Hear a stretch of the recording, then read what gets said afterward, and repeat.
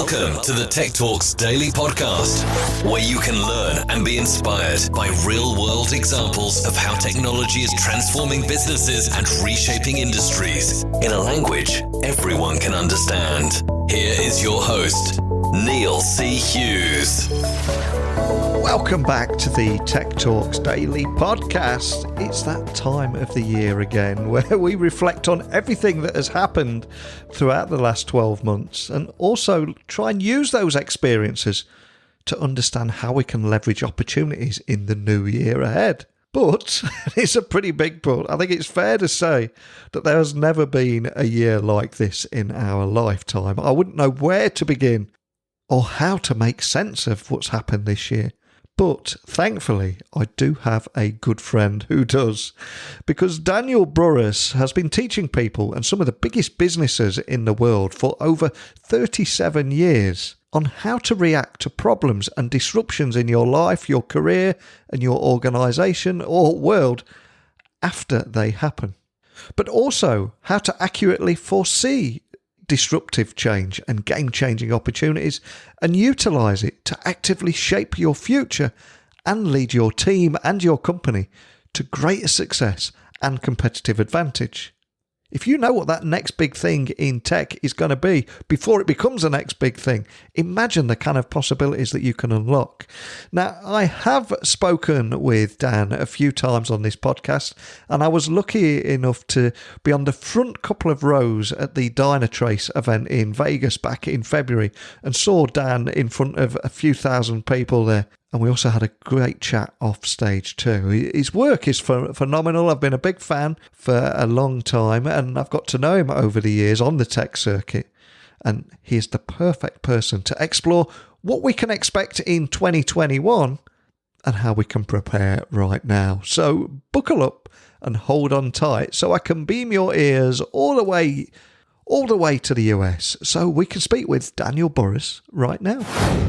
So a massive warm welcome back to the show, Dan. But for listeners that have missed our previous chats, could you just remind the listeners with a little about who you are and what you do? Yeah, well, thank you. And it is a pleasure to be back with you. Over the years, I have written 7 books. I'm happy to say they've been bestsellers in many, many different countries. Flash Foresight was a really big one. My latest one, The Anticipatory Organization, has been doing extremely well. We'll talk more about how to be anticipatory in a few minutes. I have given, in the last 37 years, probably over 3,000 keynote speeches around the world about the future of technology and where it's going and how to be anticipatory versus reactionary. I've started 6 companies in a variety of fields over the years. 5 of them were profitable in the first year. 4 of them were national leaders in the United States in the first year. Not many companies have done that. And before all of that, I taught biology and physics. So I really have a science background. So in essence, Neil, let me just say that I think the 2 most important moments in a human's life is the day you're born and the day you find out why you were born. And I'm fortunate that long ago, I found out why I was put on the planet, and that is I'm here to teach. So instead of just giving you some trends and saying good luck, what I love to do, and the reason I write the books and give the speeches and do the consulting, is I like to empower people with the ability for them to be better at seeing the future and, more important, actively shaping it rather than being a passive receiver of it. The last time we met was, I saw you on stage in Las Vegas back in February, which the prospect of a tech event in Vegas seems like another lifetime away already, just 6-7 months later. But just to get everyone on the same page, can you tell me more about exactly what an anticipatory leader is, and most importantly, why it's more important now than ever before? Well, it really is. I mean, the exponential pace of technology-driven change has been going on for a long time, driven by the advances in computing power, which at first was Moore's law, but that was related to the speed of the processing power in a chip. Now it's the computing ecosystem in the cloud, which has a lot of exponential to go. And of course, digital bandwidth and digital storage. Those 3 have been driving tech change for decades. at an exponential rate. And so back when we talked before the pandemic, it was already going really fast, disrupting industry after industry. What's happened since the pandemic, and we can talk about that a little bit in a few minutes, is we've had a dramatic pandemic acceleration of all of those trends, creating amazing opportunities. So if all we are is a reactionary leader, even no matter how agile we are, because remember, agility is reacting as quickly as you can after a disruption disrupts. It's reacting as quickly as you can after a problem occurs. That's agility. It's like being in sports. The more agile you are to incoming, the better. What being anticipatory is the other side of the coin. That's how to see disruptions before they disrupt, so that disruptions becomes a choice. You can either be the disruptor or the disrupted, but at least you have a choice because you can see it coming. That's how you turn change into advantage. And the other element is pre-solving predictable problems. I mean, let's face it, we've all said, I knew that was going to happen. And I would say, well, so why did you let it? So most of the problems we'll be having in 2021, you could actually predict right now and pre-solve, or you can go ahead and have them. So being anticipatory, especially during this COVID pandemic that's been sweeping the globe for the last 7 months, no matter how agile you are, it hasn't helped that much. But those that have been anticipatory have been growing their businesses and doing really well. And I am guilty of saying on more than one occasion on this podcast about how the global pandemic has actually acted as a digital accelerant. But I'm curious, how have you seen the pandemic accelerate technological change and innovation? Well, actually, this is one of those things that is so simple to understand once you get it. So let me help everybody get it right now. And that is human nature. And remember, organizations are run by humans. So it's true for people and it's true for organizations. They tend to change when they have to.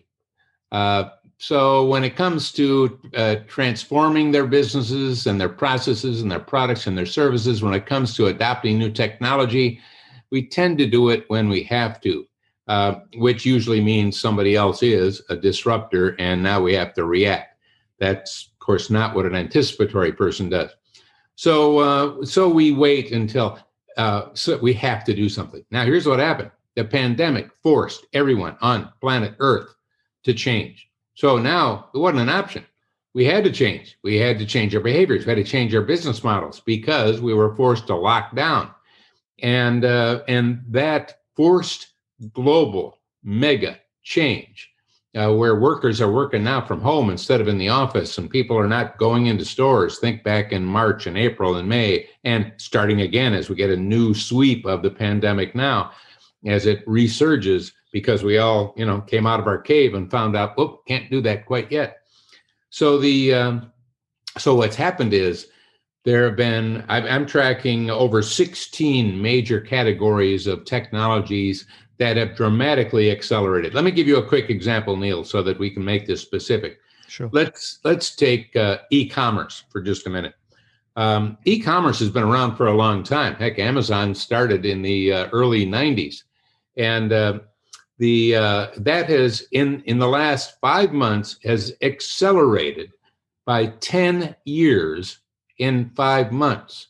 10 years. Now, by the way, why? Why did that? Well, it makes sense. When we were all locked down, where did we go to buy things? Well, we went online. Bingo, e-commerce. And if you look at the major e-commerce companies, Amazon and many others, their sales and profits are way up. Why? Because we're all shopping online. So we did it before, but now we were forced to do it on a global scale. Let me give you another couple just so you get an idea of what I'm talking about. Remote working. Hey, you could work remotely way before the pandemic, but remote working, 10 years and 5 months. Now, the question when you look at things like that, or telemedicine and virtual office visits for your doctor, 5 years and 5 months. Teleeducation, remote instruction, 8 years and 5 months. And I could go on. I mean, like I said, I've got over 16 of them, and not all of them are 10 years. Some are only 4 years, some are 5 years. But the point is, we're talking years of acceleration in just a matter of a few months. Now, here's what that means And I want everyone to listen to this. When you have a dramatic acceleration in the technologies that are driving change and disruption, you have amazing new opportunities. So most of us are too busy managing the crisis during this COVID time. And by the way, the businesses that are thriving, they're in crisis too. The businesses that are locked down, or the businesses that are furloughing or having to close down, well, they're in crisis. It's a different kind of crisis. That's because you're trying to react as fast as you can. Agility hasn't helped. That's why being anticipatory and getting ahead of the game is so important.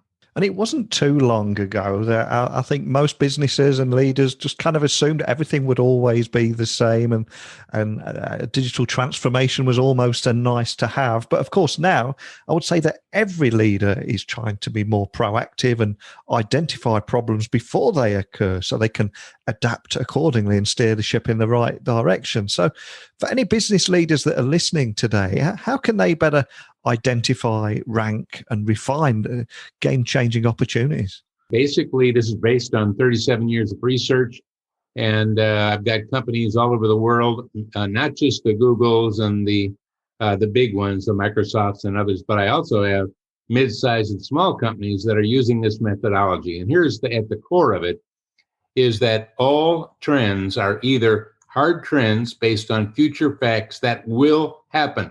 They cannot be changed. And by the way, a trend without an opportunity tied to it, frankly, is an academic discussion. Who cares? That's why most of us don't spend a lot of time looking or talking about trends. Let's face it, some happen, some don't. But with my methodology, all trends are either hard trends based on future facts that will happen, or there's soft trends that may or may not happen. Now, it doesn't mean that they won't happen. It just means that they might happen. And that means they can be changed. So, two things I just said. One, you need to attach an opportunity to a trend to burst it into actionable life. That's a big one. And secondly, all trends are either hard or soft. And I like them both. And this is the answer to your question. And that is, the advantage of a soft trend is if you don't like it, you can change it.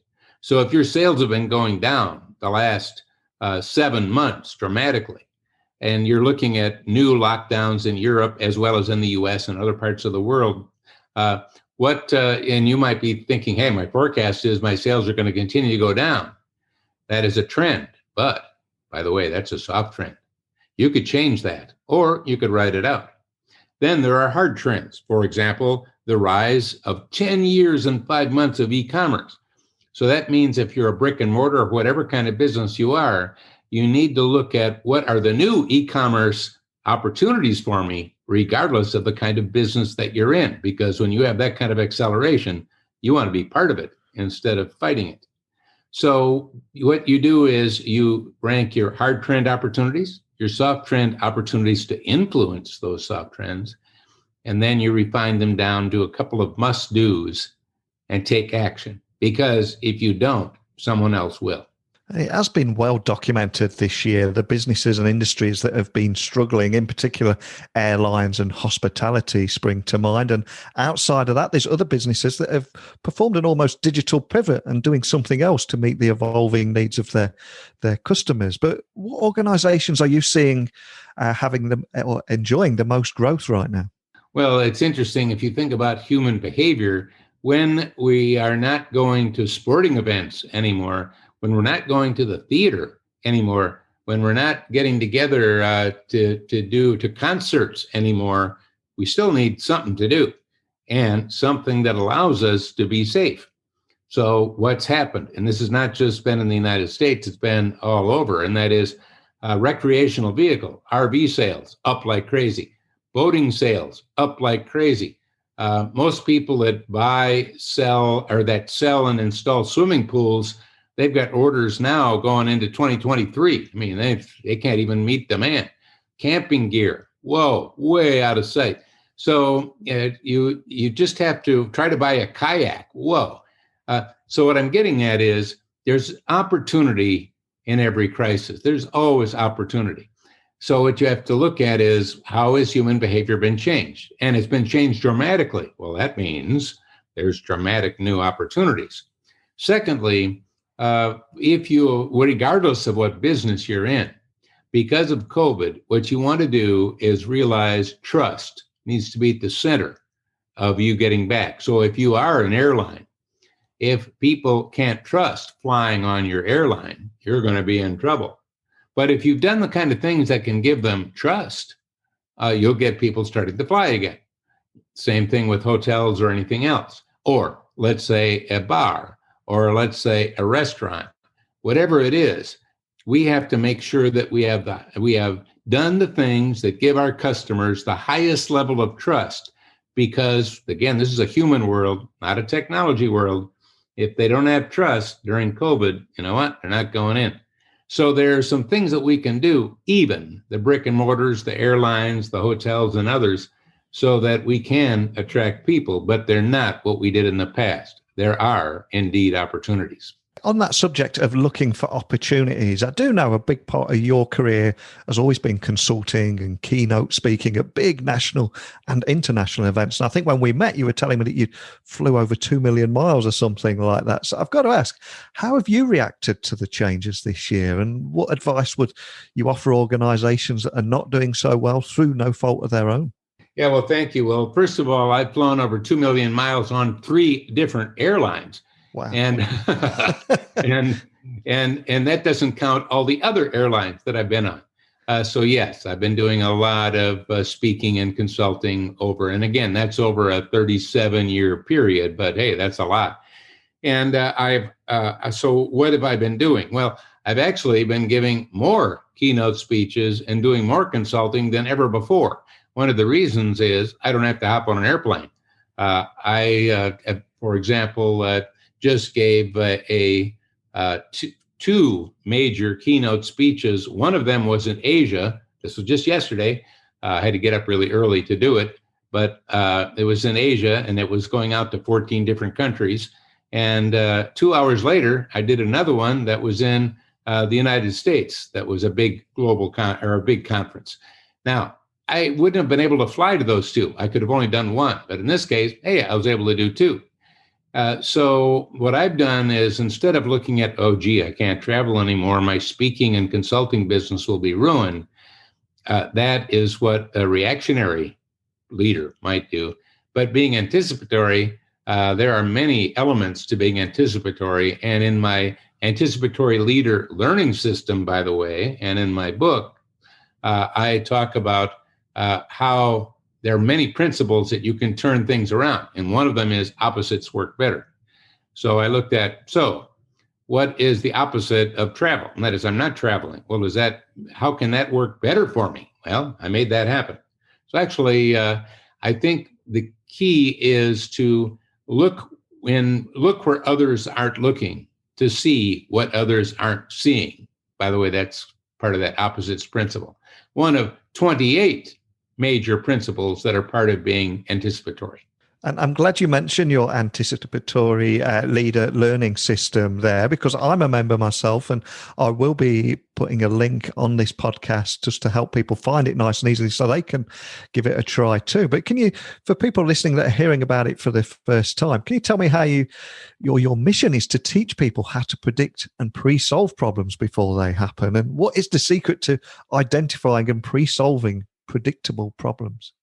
Well, once again, once you start learning how to separate those hard trends that will happen from the soft trends that might, once you can start to, with certainty, see where things are going, then you can see problems before they happen, both for you personally and for your customers. And it's amazing. I've had clients that have been able to identify hundreds of certainties, hard trends, and then see all these problems that they could see they were going to have and pre-solve them, which of course what that does is lets them move forward faster, because problems bog you down. Neil, this is why am I so excited about this? And the reason is, if we on planet Earth, I'm talking about all us humans on planet Earth, if all we do is continue to react, no matter how agile we are, to climate change and other issues that are going on and problems that occur, they're happening faster. In other words, we're not going to be happy campers, and our kids aren't going to be either.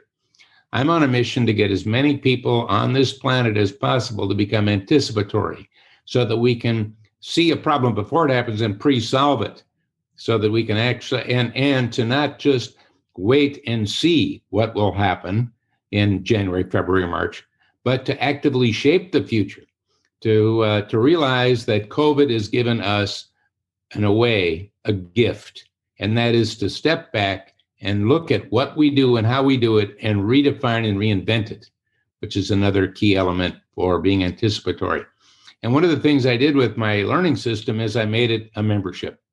So instead of a big fee on it, what you do is you can pay by the month, quit anytime you want. By the way, this thing has been around for over 4.5 years, and I've only, out of thousands and thousands of companies and people, I've only had a couple of people that have left. So it's really just a few. Most people just keep in there. Why? Because the value is so high. So you can get in by the year, save a little money, or you can get in by the month. But because I give monthly, where I'm there monthly, giving updates, giving deep dives, answering questions, as well as, there's online learning and the ability to communicate with other leaders around the world that are also learning how to be anticipatory. It creates a community of leaders that are tired of just reacting and becoming anticipatory. So I do really urge people to check it out. I mean, hey, the fee isn't that much. And if you don't like it, try it for a month. Matter of fact, this month coming up, I'm about to go through 16 pandemic accelerators, and my forecasts, like I mentioned, e-commerce going up in 10 years and 5 months. Well, I'm going through 16 of those coming up. Actually, I'm doing it next week on Tuesday, but it's recorded. So it's part of the system. So you can get into that. Well, that alone would be worth more than your membership. So I urge you to try it out. Check it out. And assuming everyone listening to our conversation today has retired their legacy reactive mindset, what kind of soft and hard trend opportunities should they be anticipating from 2021? Is there anything that you can share with us today? Well, absolutely. First of all, if you look at just a couple of things, like take a look at healthcare. We've had telemedicine, virtual office visits, telehealth, remote diagnostics, teletherapy, virtual fitness and gyms, senior care and aging in place. What could we do with those things with some of the new tools? And the answer is, and I'm just picking healthcare right now, the world, because we've all been forced to change, is looking for new opportunities, new ways to deal with problems, new ways to keep people healthy. That's where health wearables and again, remote diagnostics and all those kinds of things come in, virtual fitness gyms, sensors, using virtual reality in senior centers so they can travel back in time and actually communicate with other seniors that experience what they experienced maybe 40, 50, 60 years ago. Or if you look at work, we're working remotely right now, and a lot of people are trying to figure out what are we going to do when we go back to the office. Well, an opportunity is we are going to be going back to our offices because the pandemic will end, but we're not all going back, and we're not going back in the same way because we've now changed. We've learned that we can be pretty efficient and get a lot done remotely. So what aren't we doing well remotely? What would an office be like if it wasn't just a place to house our people while they're working? What if offices all over were actually designed for collaboration and communication to foster innovation? In other words, we're going to redesign what offices are meant to do, redefine and reinvent them. That's a huge opportunity because we are going to go back, but we're not going to go back to do what we did before in the way we did it. And that has yet to be invented. We'll get going. There's opportunity there. Education. We're being forced to work or teach remotely. Now, again, there are students and people going back to classrooms, but they're having trouble because of COVID. And of course, they've been learning how to do remote instruction, but there were never teachers all around. They weren't provided any guidelines. They're struggling. They don't know how to teach remotely. Students don't know how to learn remotely. Well, there's an opportunity right now to do that. And then as they do go back to the classroom, we've learned that remote can be powerful. So maybe we need to supplement in-room, in-class teaching face-to-face with some remote personalized instruction to keep students from falling behind, as a matter of fact, to all keep them moving at a faster pace. I'm just covering a couple of quick ones, but actually there's opportunity in every single business, every single industry, whether it's brick and mortar retail, to reinvent that around the customer experience and bring e-commerce into your store in a new and exciting and dramatic way using new tools. The opportunities have never been greater. Well, I, for one, will be taking a deep dive into your talk on Tuesday there and what people can be looking out for. And we have known each other for several years now, but for many listening, they would have heard your voice at the beginning of this podcast promoting your membership. But can you tell the listeners a little bit more about what it entails, what they can expect, who it's aimed at, and why it's so important right now? Yeah, well, thank you, Neil. We've talked about it a little bit already, but it's really, if you're an entrepreneur or thinking of being one, this can help you get there faster. Again, what I'm doing is teaching what I've already done. As I've mentioned, I've started 6 companies, 5 were profitable in the first year. How many have done that? 4 were leaders in the United States in the first year. How many have done that in a big country like the US? Well, instead of me just bragging about it, again, I was put on the planet to teach. I love helping people. I want you to learn how to do this. So if you're an entrepreneur or an intrapreneur, that is, you're inside of a business, but you want to think and act more entrepreneurial. If you're tired of just putting out fires and crisis managing, and you would like to get ahead in your career, where is your career going? How is it changing? Instead of just waiting to see what'll happen, how would you like to take control and shape your career, even if you're working for, it doesn't matter what size company? You need to take charge of your destiny, because if you don't, someone else will. So if you want to do that, this is meant for you. And obviously any manager, any leader, this is designed very much for them. I even did a global program a few days ago for educators all over the world. And I shared the core competencies that are needed going forward so that we can beat AI and not be displaced by AI. All of that kind of stuff. If you want to learn how to do it, well, that's why I created the learning system.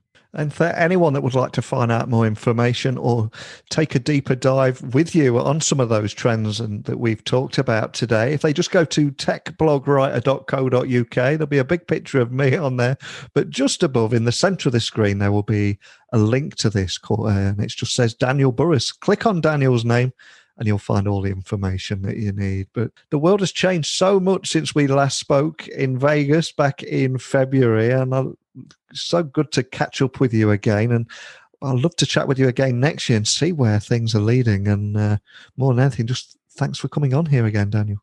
Well, thank you. And remember, the good old days are not behind us. They're ahead of us, but you have to actively shape them and make them happen. Thank you. Many people have asked me how I keep up to speed with all the disruptive technologies and tech trends over the years. And I have to say, Dan's Anticipatory Leader membership does play a big part in that. And that is just one of the reasons I proudly display it on my site too, and hope that it helps others. So if you are an individual or a business, maybe give it a try for a month. Have a look at the deep dive session that he talked about around the pandemic. And as Dan said, think bigger. Turn the pandemic into a panoramic view and identify, rank and refine game-changing opportunities and leverage technology. And if you did want to find out more, go to techblogwriter.co.uk, click on Daniel Burrus's name at the top of the screen and let me know how you get on. And if you do run into any problems at all, just let me know by sending me a quick email, techblogwriter@outlook.com. And also, of course, if you've got any questions, if you've got your own tech trends or predictions for 2021, send them over to me too. I'd love to hear your insights and expertise too. That's what this show is about.